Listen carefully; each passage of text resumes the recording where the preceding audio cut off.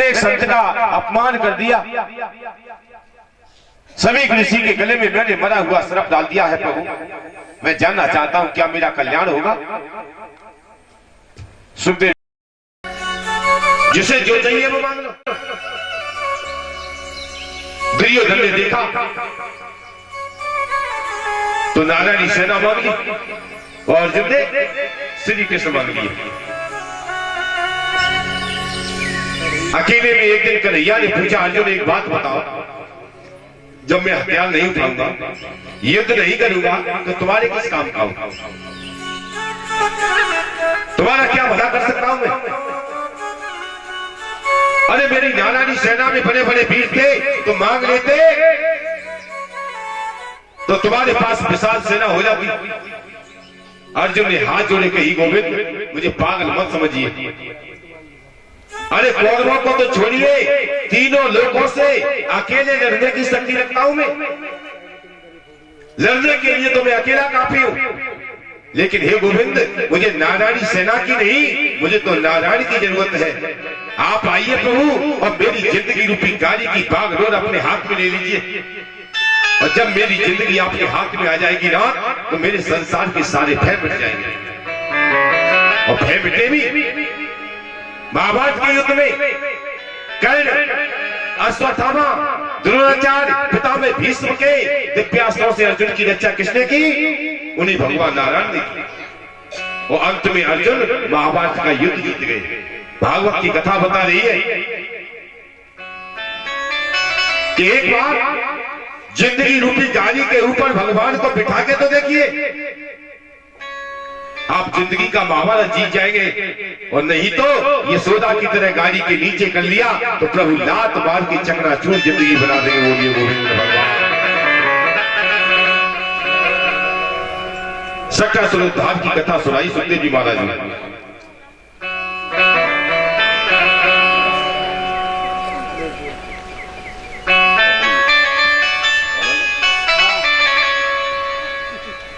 श्री सुखदेव जी महाराज कहते, राजन एक दिन मैया यशोदा घर के आंगन में बैठी अपने लाला को स्तनपान करा रही थी।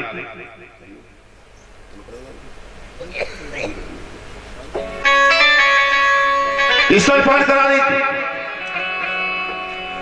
काफी देर हो गई दूध पीते पीते।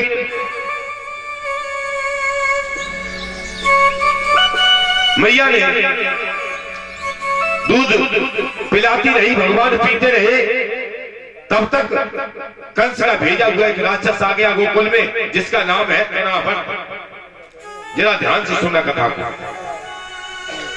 सुखदेव जी महाराज कहते हैं कि दैत्यो नामना तृणावर्त, उस राक्षस का नाम क्या है? तृणावर्त है। क्या कंस भृत्य प्ररोदित, कंस का एक सेवक है। आया कैसे है? चक्रवात स्वरूपे, चक्रवाती हवा के रूप में। चक्रवाती हवा देखी है? वैशाख जेठ के महीना में निकलती है चक्कर काटती हुई। गांव में बच्चे कहते हैं देखो भूत निकल के जा रहा है। चक्रवात स्वरूपे जहाना सीन पर्वतम, भयानक आंधी और तूफान लेके बवंडर के साथ आया।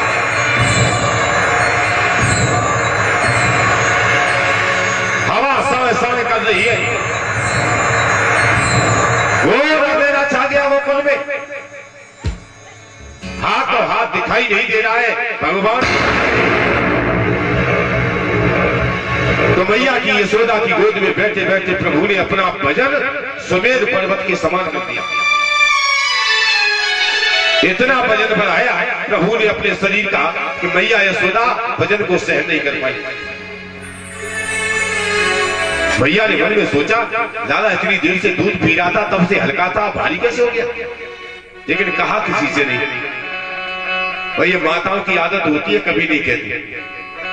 अपना बेटा कितना भी मोटा तगड़ा हो, कोई भैया नहीं कहती। वो पड़ोसन को देखने तब कहते देखो गुब्बारे की तरफ फूल गए। दूसरे का चाक चौबंद दिखाई देता है, हर माता को अपना बेटा दुर्बल ही दिखाई देता है। मैया ने कहा नहीं, धीरे से लाला खिसकायो, घर में घुस गई और तड़ाभट आया तो भगवान को उठा के आकाश को चला गया।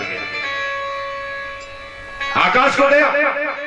कथा के प्रेमी सज्जनों, उस समय प्रभु ने आकाश में जाके अपने शरीर का भार बढ़ाया, तड़ाभट की गति रुक गई और प्रभु ने दोनों हाथों से गला दबाकर पापी तड़ाभट का अंत कर दिया। बोलिए सच्चिदानंद भगवान।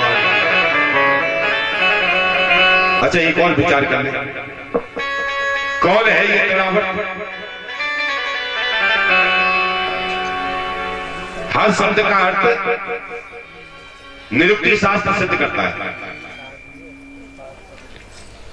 तड़ाभट कौन है? निरुक्ति ने बताया है कि तृणवत जीवम आवर्यत सह तड़ाभट, जो इस जीव को तिनके के समान समझता है उसका नाम तड़ाभट है।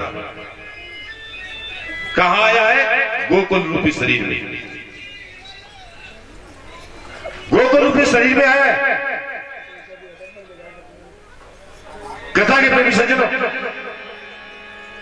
आज एक समस्या फिर खड़ी हो जाती है, कौन है जो जीव को तिनके के समान समझता है? तो 3 गुणों में से एक गुण, जिस गुण का नाम है रजोगुण। रजोगुण है। लेकिन कुछ भाइयों की समझ में नहीं आया होगा कि रजोगुण क्या है। तो एक पहचान बताऊं रजोगुण का। एक भला पूरा परिवार भी है। गीता में भगवान ने बताया है कि कामेश क्रोधेश रजोगुण समुद्भवा। रजोगुण के 2 बेटा हैं, एक का नाम है काम और दूसरे का नाम है क्रोध। काम और क्रोध ये रजोगुण के बेटा है, और जब शरीर में आते हैं तो जीव को अंधा बना देते हैं। आपने देखा है, बूढ़े बाबा रास्ता में चली जाए और कहीं होके गुस्सा आ जाए बाबा को, फिर देखो 4 पत्थर रुक ना पाओ। क्रोध आ गया है, रजोगुण आ गया शरीर में। और रजोगुण के कारण कभी कभी घर में सास बहू में लड़ाई होती है।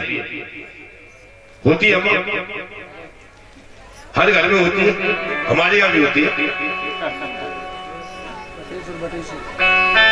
और कभी कभी सास गुस्से में आ जाती है तो बहू से कहती है कि तू रान है जा।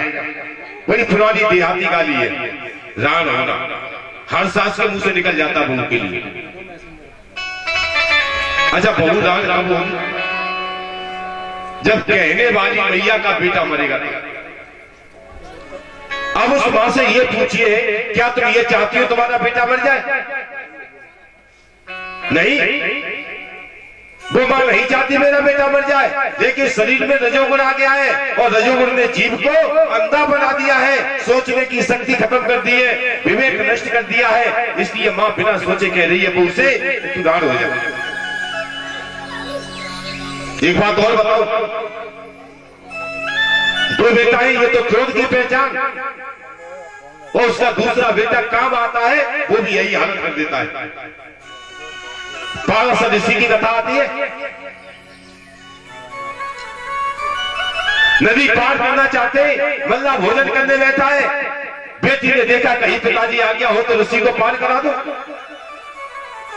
बेटी ऋषि को पार करा रही है, नदी की बीच धारा में नाव आती है।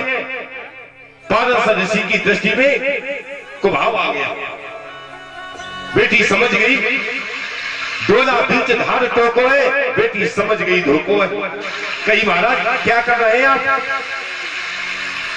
दिन का समय है, आकाश, दिशाएं, जल, सूर्य सब देख रहे हैं।